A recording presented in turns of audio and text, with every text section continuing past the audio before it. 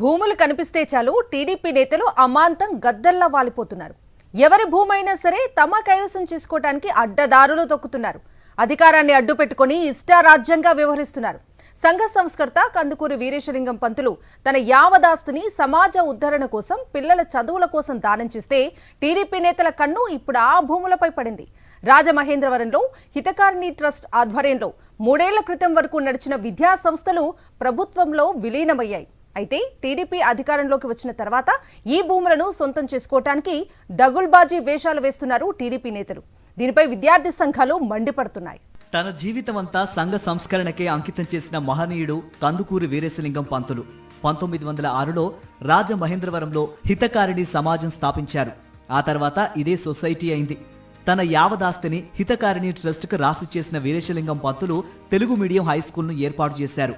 ఆ తర్వాత హితకారిణి ఆధ్వర్యంలోనే కందుకూరి రాజ్యలక్ష్మి మహిళా డిగ్రీ కాలేజీ, ఎస్కేవిటి పాఠశాల, డిగ్రీ కాలేజీ, జూనియర్ కాలేజీలతో పాటు ఇంగ్లీష్ మీడియం హైస్కూల్ను ఏర్పాటు చేశారు.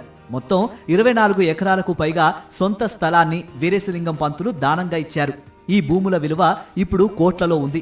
1986 నుండి హితకారిణి ట్రస్ట్ దాని భూములకు దేవాదాయ ధర్మాదాయ శాఖ గార్డియన్ గా వ్యవహరిస్తోంది.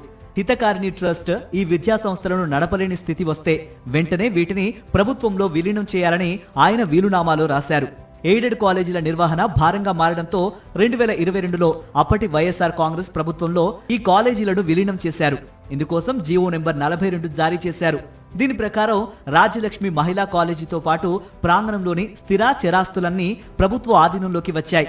గత ఎన్నికల్లో గెలిచిన టీడీపీ కూటమి హితకారిణి సొసైటీకి తన చెప్పు చేతల్లో ఉండే పాలక మండలిని నియమించింది. ఆ పాలక మండలిని అడ్డు పెట్టుకుని ఇప్పుడు విలువైన భూములు కొట్టేయడానికి ప్రయత్నిస్తోంది. మహిళా కాలేజీతో పాటు ప్రాంగణంలో ఉన్న హాస్టల్తో కూడిన ఖాళీ స్థలాన్ని ప్రభుత్వంలో విలీనం చేయలేదని హితకారిణి పాలక మండలి చేత చెప్పిస్తున్నారు. తక్షణమే హాస్టల్ ఖాళీ చేయాలంటూ కాలేజీ నిర్వాహకులపై ఒత్తిడి తెస్తున్నారు. టీడీపీ గూండాలు వచ్చి మహిళా సిబ్బందిని బెదిరిస్తున్నారు. ఈ విషయం బయటకు పొక్కడంతో విద్యార్థి సంఘాలు రంగంలోకి దిగాయి.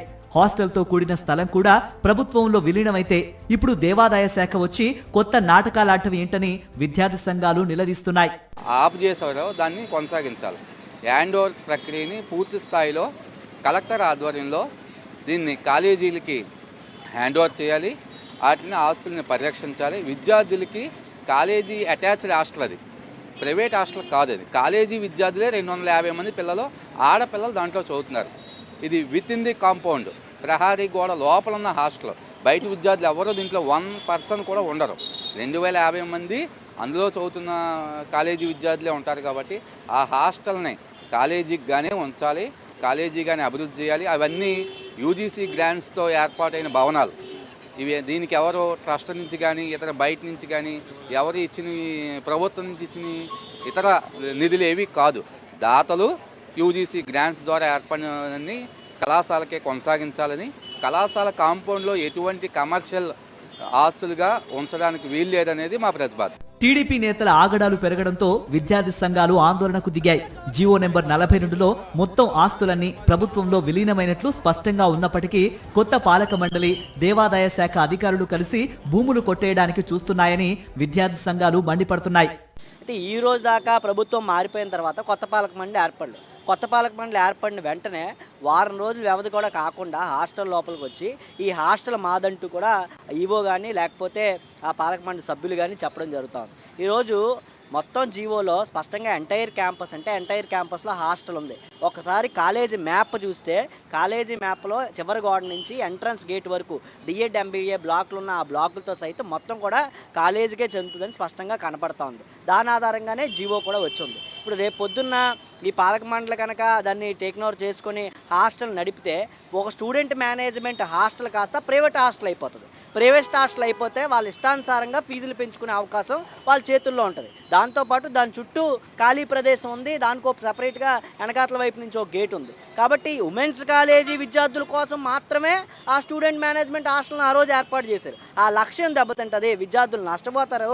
కాబట్టి ఏదైతే గతంలో మనం ఏదైతే చెప్పాం ఎంటైర్ క్యాంపస్ విద్యా సంస్థల వరకు విద్యా సంస్థకే చెందాలి. కందుకూరి ఆస్తుల పరిరక్షణ, విద్యా సంస్థల నిర్వహణ సజావుగా జరిగేందుకే గత ప్రభుత్వ హయాంలో హితకారిణి ఆధీనంలో ఉన్న సంస్థలను ప్రభుత్వం టేక్ ఓవర్ చేసిందంటున్నారు మాజీ ఎంపీ మార్గని భరత్. మొత్తం ఆస్తులన్నీ ప్రభుత్వ పరిధిలోకి వచ్చాయన్నారు. వీటి కళాశాలల్ని సైతం ప్రభుత్వ పరిధిలోకి తెచ్చే ప్రక్రియను వేగవంతం చేయాలన్నారు. కొత్తగా ఏదో గవర్నమెంట్ ఎండోమెంట్స్ డిపార్ట్మెంట్ హితకారిణి సమాజము కొత్తగా బోర్డు నియమించిన వాళ్ళు ఎంత అహంకారం అని అంటే, అక్కడ మొత్తం విమెన్స్ కాలేజ్ ఉంది, ఆ కాలేజ్ కానుకునే హాస్టల్ ఉంది. హాస్టల్లో ఆల్రెడీ పిల్లలు ఉన్నారు. మేము జీవో తీసుకుని వచ్చినప్పుడు మొత్తం కాలేజ్ హాస్టల్ అంతా కూడా గవర్నమెంట్ పరం అయింది. అసలు ఎండోమెంట్స్ డిపార్ట్మెంట్కి ఏం సంబంధం అని అడుగుతున్నా.